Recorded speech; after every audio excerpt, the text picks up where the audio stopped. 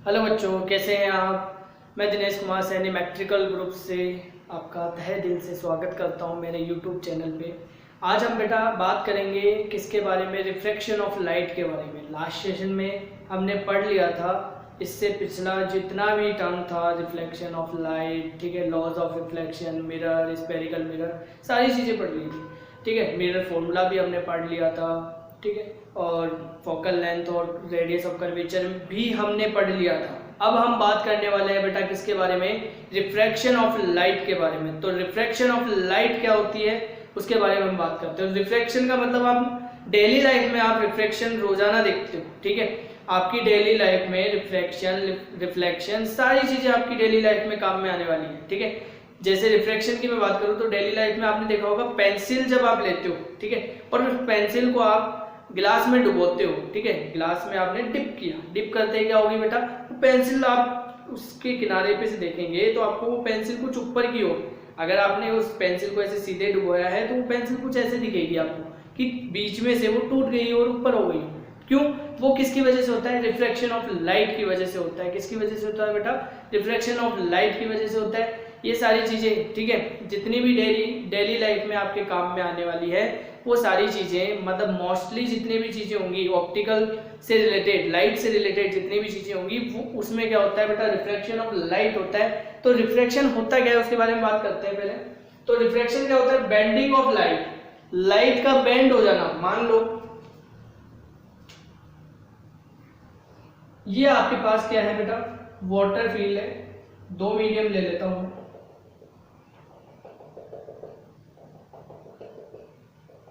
ध्यान से समझेंगे इसको बेटा, ठीक है। ये जो है वाटर है, ये ऊपर वाला जो पार्ट है इसमें मान लो कि ये एयर है, ठीक है, इसमें क्या है, एयर है, और ये क्या है बेटा, वाटर। अब एयर और वाटर है, अब वाटर जो होता है वो कौन सा पार्ट होता है बेटा, डेंसर मीडियम होता है। कौन सा मीडियम होता है, डेंसर मीडियम। और रेयर मीडियम होता है बेटा एयर।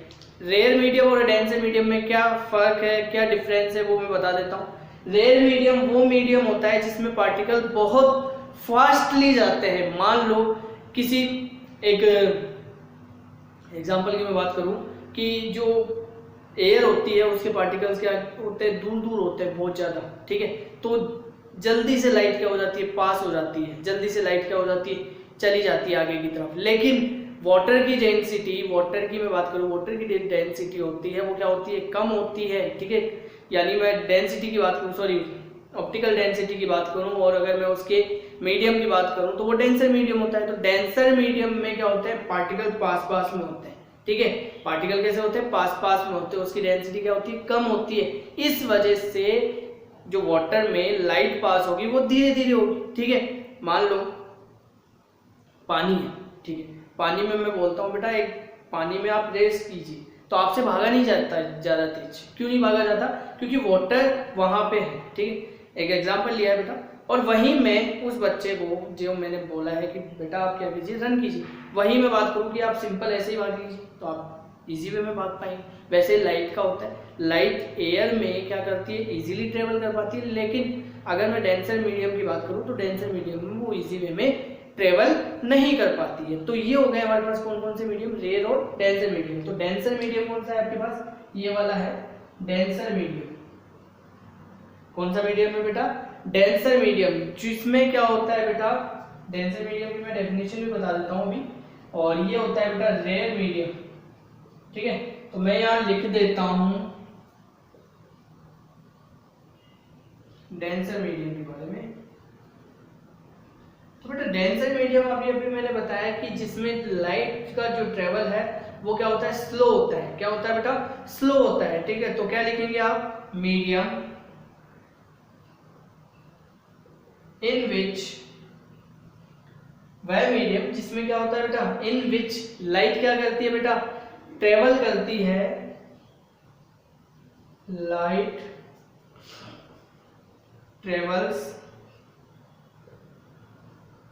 स्लोली, स्लोली स्लोली चलती है, बहुत धीरे धीरे लाइट क्या करेगी, उसमें चलेगी। उसको ही हम क्या बोलेंगे बेटा, डेंसर मीडियम। अगर मैं रेयर मीडियम की बात करूं तो उसमें क्या आ जाएगा, फास्टर हो जाएगा बेटा।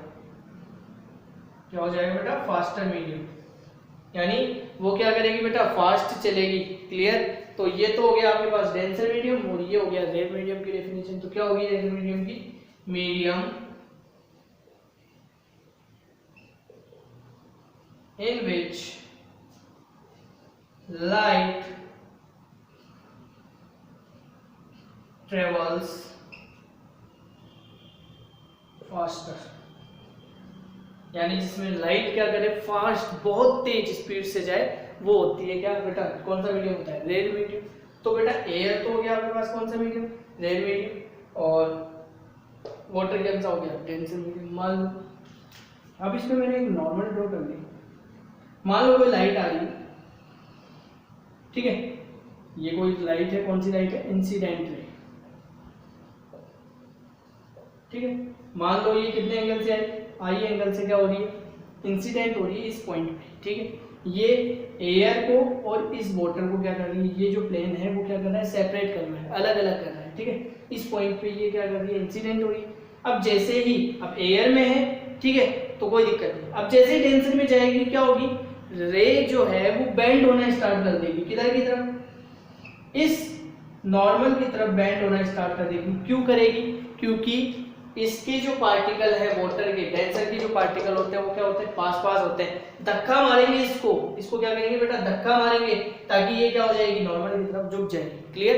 तो मतलब कहने का मतलब रिफ्लेक्शन ऑफ लाइट क्या होता है कि bending of light rays when passes from, यानी जब लाइट पास होती है कहां से, one medium to another medium with different optical density, यानी अगर लाइट रे वन मीडियम से अनदर मीडियम में जा रही, यानी एक मीडियम तो ये हो गया, सेकंड मीडियम ये हो गया, तो वन मीडियम से अनदर मीडियम जा रही है, तो वो लाइट क्या करेगी, बेंड करेगी, किसकी वजह से, विथ डिफरेंट ऑप्टिकल डेंसिटी, मतलब इसकी डेंसिटी क्या है, अलग है, इसकी डेंसिटी अलग, तो क्या होगी, बैंड होगी लाइट, ठीक है। उसी को ही हम क्या बोलते हैं बेटा, रिफ्रैक्शन ऑफ लाइट कहते हैं। ये चीज आपको आ गई होगी कि रिफ्रैक्शन ऑफ लाइट क्या होता है, क्या आ गया बेटा, रिफ्रैक्शन ऑफ लाइट। तो बेंडिंग ऑफ लाइट रेज, यानी बेंडिंग ऑफ लाइट रेज का क्या होना, one medium to another medium क्या होना, ट्रेवल करती है, तो वो क्या हो जाएगी, बेंड हो जाएगी, उसी को हम क्या बोलेंगे, रिफ्रैक्शन ऑफ लाइट बोलेंगे। क्लियर।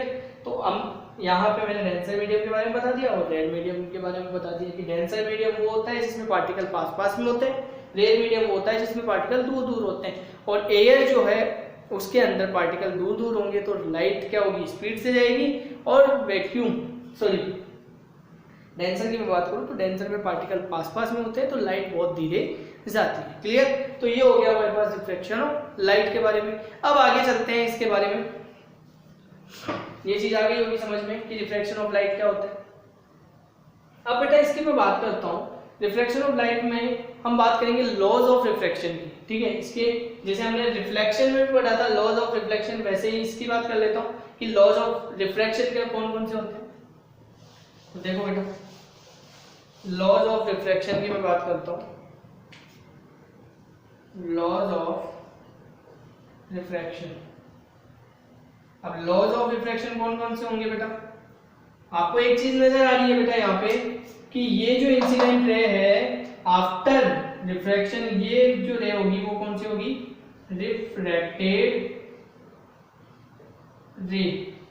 इस रे को मैं नाम दे देता हूं पी, क्यू और आर। तो यहां लिख लीजिए कि पी क्यू कौन सी रे है बेटा, इंसिडेंट रे, और क्यू आर जो रे है वो मेरे पास क्या है, रिफ्रैक्टेड रे। यहाँ पे ये आई एंगल से आया तो मान लीजिए आर एंगल, ठीक है। तो यहाँ पे आपके पास हो जाएगी बेटा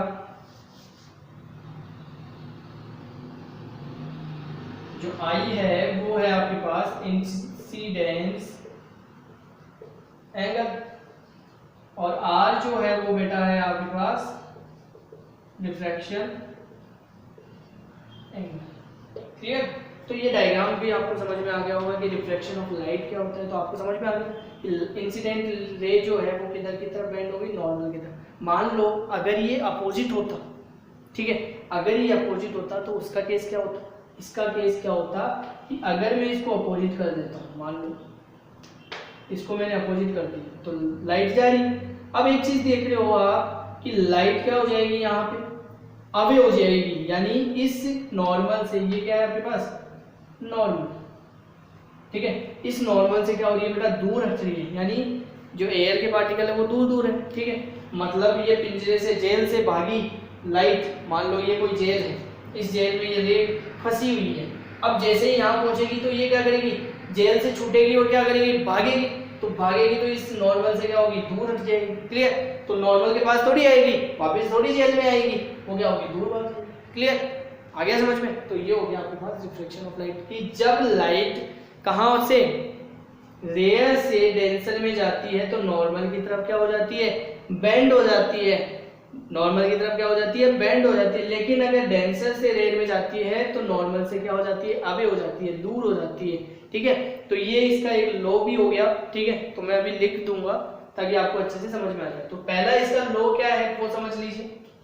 फर्स्ट लॉ इसका कि जो इंसिडेंट रे है नॉर्मल है और रिफ्लेक्टेड रे है वो एक ही पॉइंट पे, एक ही प्लेन पे क्या करते हैं, लाई करते हैं। तो क्या लिखेंगे इसको,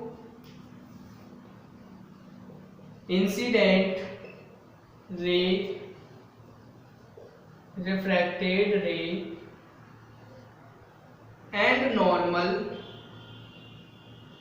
कौन कौन से हो गए, इंसिडेंट रे, रिफ्रैक्टेड रे और नॉर्मल, ये क्या होंगे बेटा, एक दूसरे से टू द, मतलब एक दूसरे के, यानी एक ही प्लेन पे क्या करेंगे, लाई करेंगे।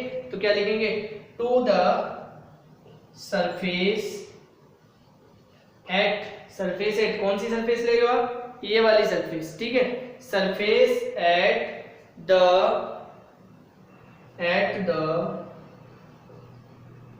पॉइंट, एट द पॉइंट, इस पॉइंट पे, at the point of incidence, यानी पॉइंट ऑफ इंसिडेंस ले लिया तो पॉइंट ऑफ इंसिडेंस तो ये होगा, ठीक है। तो पॉइंट ऑफ इंसिडेंस ऑलवेज, ठीक है, lie, always lie in the same plane, ये तीनों क्या करेंगे, सेम प्लेन पे क्या करेंगे, लाई करेंगे, जहां पे इंसिडेंस हुई है उसी प्लेन पे, उसी पॉइंट पे और उसी प्लेन पे क्या करते हैं, ये तीनों लाई करते हैं, उसी को ही हम क्या बोलेंगे, ये फर्स्ट लॉ हो गया हमारे पास कि इंसिडेंट रे, रिफ्रैक्टेड रे और नॉर्मल तीनों ही एक पॉइंट पे, एक ही प्लेन पे क्या करते हैं, लाई करते हैं। ये इसका फर्स्ट लॉ हो गया। अब इसके सेकंड लॉ की हम बात करते हैं। तो सेकंड लॉ क्या है इसका, देखो ये चीज आ गई होगी बेटा आपको समझ में, तो इसको मैं मिटा देता हूँ। देखो बेटा इसका सेकंड लॉ क्या है, यहां पे जो सेकंड लॉ है वो क्या है आपके पास, कि जो आपके पास एंगल ऑफ इंसिडेंस है, कहाँ है आपके पास, ये रहा एंगल ऑफ इंसिडेंस, और एंगल ऑफ रिफ्रैक्शन है, रिफ्रैक्शन एंगल जो दिख रहा है, ठीक है, एंगल ऑफ रिफ्रैक्शन क्या है, रिफ्रैक्शन एंगल जो है आपके पास वो क्या होंगे, देखो इधर 4 है given pair of media. Media का मतलब ये नहीं है कि न्यूज़पेपर वाला मीडिया ये वो, ठीक है, मीडिया मतलब दो मीडियम है आपके पास, दो पेयर में मीडियम है, ठीक है। तो यहाँ पे जो रेशियो होगा, the ratio of the angle of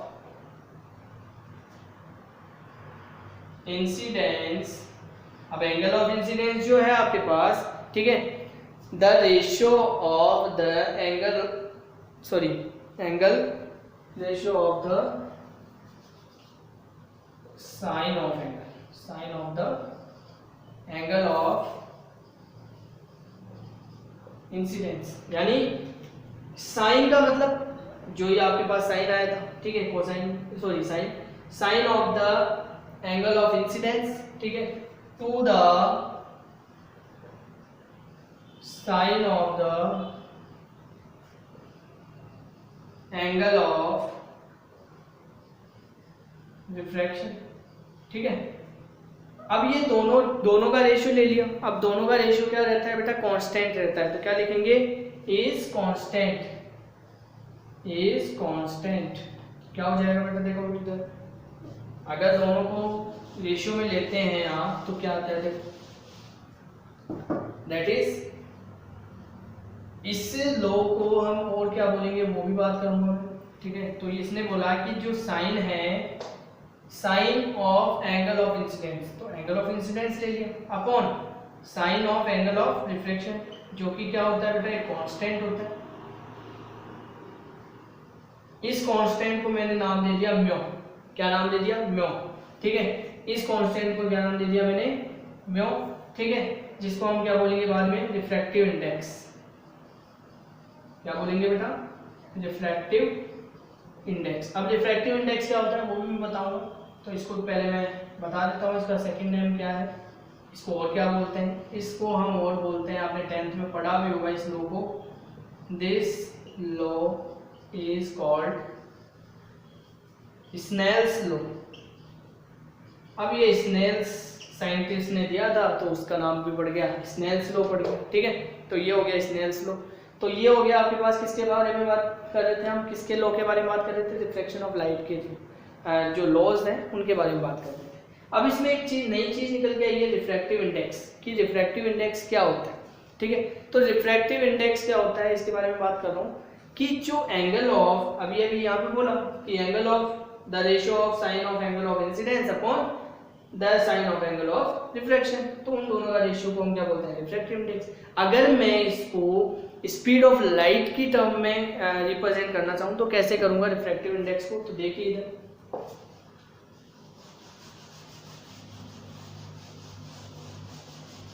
तो जो आपके पास रिफ्रैक्टिव इंडेक्स है, इसको मैं आर आई से भी बोल सकता हूँ, आर आई, आर का मतलब रिफ्रैक्शन और आई मतलब इंडेक्स, ठीक है। तो रिफ्रैक्शन, सॉरी रिफ्रैक्टिव इंडेक्स, तो यहाँ पे speed of light in vacuum, यानी वैक्यूम के अंदर जो लाइट की स्पीड है वो upon speed of light in medium, medium के अंदर कितनी होगी स्पीड लाइट की, ठीक है, उन दोनों का जो रेशियो होगा उसे क्या बोलेंगे, रिफ्रैक्टिव इंडेक्स, ठीक है। तो आप क्या लिख सकते हो, द रेशियो ऑफ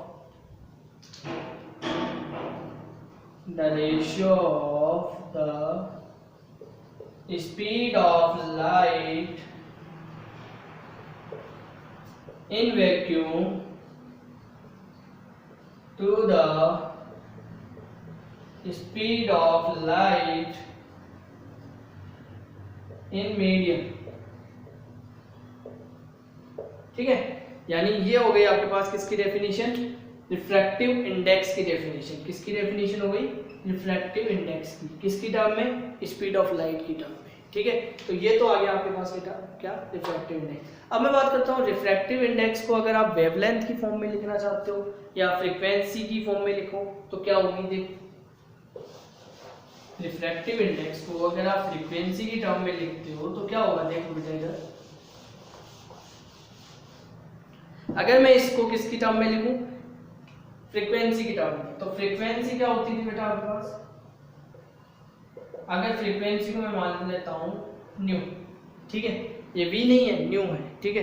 तो फ्रीक्वेंसी की टर्म में लिखता हूं मैं, तो न्यू जो होता है वो क्या होता है बेटा, स्पीड, फ्रीक्वेंसी होती है स्पीड अपॉन वेवलेंथ, ठीक है। तो स्पीड को क्या लिखा आपने, वी, वेव। हमने बेटा बात की यहाँ पे कि रिफ्रैक्टिव जो इंडेक्स है वहां पे हमारे पास वैल्यू है, ये तो गई बेटा किसके लिए, वैक्यूम के लिए, किसके लिए है आपके पास, वैक्यूम के लिए, ठीक है। और ये क्या है, मीडियम के लिए वेलोसिटी, सॉरी स्पीड है। अब यहाँ पे सबसे पहले तो आप किसके लिए निकालेंगे, ये तो किसके लिए हो गई, मीडियम के लिए, ठीक है। तो ये मीडियम के लिए आपके पास स्पीड हो गई, तो ये लैम्डा भी किसके लिए हो जाएगा, मीडियम के लिए, ठीक है। अगर मैं बात करूं सी, किसके लिए, वैक्यूम के लिए, वैक्यूम या एयर जो भी होगी आपके पास उसके लिए मैं बात करता हूं, तो उसके लिए हो जाएगी न्यू लैम्डा वैक्यूम। अब यहाँ पे जो फ्रीक्वेंसी है वो दोनों मीडियम के लिए क्या रहेगी, सेम रहेगी, क्योंकि वो चेंज नहीं हो सकती, क्योंकि फ्रीक्वेंसी तो कभी चेंज होती ही नहीं, चाहे किसी भी मीडियम में भेजो आप। लाइट की फ्रीक्वेंसी मीडियम चेंज होने पर नहीं बदलेगी, जिस फ्रीक्वेंसी से आ रही है उसी फ्रीक्वेंसी पे वो चलेगी आगे भी, ठीक है। तो यहाँ पे फ्रीक्वेंसी चेंज नहीं हो रही, वैल्यू दोनों क्या कर दीजिए, आप पुट कर दीजिए। तो R I refractive index is equal to mu lambda medium vacuum upon, और ये आ जाएगा आपके पास क्या बेटा, न्यू लैम्डा मीडियम। तो ये तो आ गया बेटा। अब यहाँ पे न्यू से तो न्यू कट गया, तो रिफ्रैक्टिव जो इंडेक्स आ जाएगा वो किसके लिए आ जाएगा, lambda vacuum upon lambda medium, ठीक है। तो ये तो आ गया आपके पास किसके लिए बेटा, लैम्डा अगर आपके पास हो वेवलेंथ हो आपके पास, तो उसके लिए आपके पास क्या आ गया बेटा, रिफ्रैक्टिव इंडेक्स आ गया कि रिफ्रैक्टिव इंडेक्स वहां पे कितना होगा, क्लियर है। तो अब यहाँ पे अब रिफ्रैक्टिव इंडेक्स आपने पता कर लिया, अब इसके फैक्टर्स की हम बात करेंगे। किसके बारे में बात करेंगे बेटा, फैक्टर्स के बारे में बात करेंगे। चलो अब इसके फैक्टर्स के बारे में बात करते हैं, देखते हैं इसके फैक्टर्स क्या क्या है। ये चीज आ गई बेटा आपको समझ में कि यहाँ पे रिफ्रैक्टिव इंडेक्स क्या आ गया, वैक्यूम, यानी रिफ्रैक्टिव इंडेक्स लैम्डा वेवलेंथ पे भी क्या करेगा, डिपेंड करेगा, ठीक है, क्लियर। यहाँ पे अब हम बात करते हैं इसके फैक्टर्स कौन कौन से हैं जिन पे ये डिपेंड करने वाला है। तो यहाँ पे लिखेंगे रिफ्रैक्टिव इंडेक्स के फैक्टर्स की किस किस चीजों पे ये डिपेंड करेगा। तो फैक्टर्स ऑन विच, किसके फैक्टर बात कर रहे हैं बेटा, रिफ्रैक्टिव इंडेक्स के बारे में बात कर रहे हैं। In which the refractive index of medium depends, medium पे रिफ्रैक्टिव इंडेक्स किस तरीके से डिपेंड करेगा और कौन कौन से फैक्टर होंगे उनके कारण ये डिपेंड करेगा। तो फर्स्ट जो है हमारे पास इसका जो फैक्टर है वो क्या है बेटा, nature of the medium, nature of the medium. Second है टेम्परेचर, कि मीडियम का टेम्परेचर, यानी यहाँ पे मीडियम का टेम्परेचर कितना है उस पर डिपेंड करेगा। थर्ड है इसका कौन सा, पहला तो आ गया नेचर ऑफ द मीडियम, की नेचर कौन सा है, डेंसर है या रेयर मीडियम है, उस पर भी तो डिपेंड करेगा रिफ्रैक्टिव इंडेक्स, क्लियर। तो यहाँ पे हो गया हमारे पास nature of the medium, second हो गया टेम्परेचर, थर्ड हो गया वेवलेंथ। अब ये भी देखा हमने वेवलेंथ, ठीक है, किस पे डिपेंड करेगा, वेवलेंथ ऑफ द लाइट, ठीक है। और लास्ट है कि जो आपके पास सराउंडिंग है, सराउंडिंग मतलब वो जो आपके पास फिनोमिना हो रहा है, रिफ्रैक्शन हो रहा है, वो किस फिनोमिना में, किस मीडियम में, ठीक है। तो यहाँ लिखेंगे nature of the surrounding medium, nature of the surrounding medium. तो ये हो गया हमारे पास बेटा, रिफ्रैक्शन की बात हो गई। रिफ्रैक्शन के हमने लॉ भी पढ़ लिए, यहाँ पे इसके फैक्टर भी पढ़ लिए कि कौन कौन से फैक्टर पे ये डिपेंड करेगा, ठीक है। तो ये हो गया हमारे पास रिफ्रैक्शन ऑफ लाइट की कंप्लीटली स्टडी हो गई। अब इसके बाद अब इसके क्वेश्चंस पे चलेंगे, किसके, रिफ्रैक्टिव इंडेक्स के क्वेश्चन, जो कि रिलेटेड किससे हैं, रिफ्रैक्शन ऑफ लाइट से। फिर उसके बारे में हम बात करेंगे एप्लीकेशन के बारे में कि इसकी कौन कौन सी एप्लीकेशन है रिफ्रैक्शन ऑफ लाइट की, ठीक है, वो हम करेंगे नेक्स्ट सेशन में। आज के लिए इतना ही, अपना ध्यान रखिए, टेक केयर, बाय।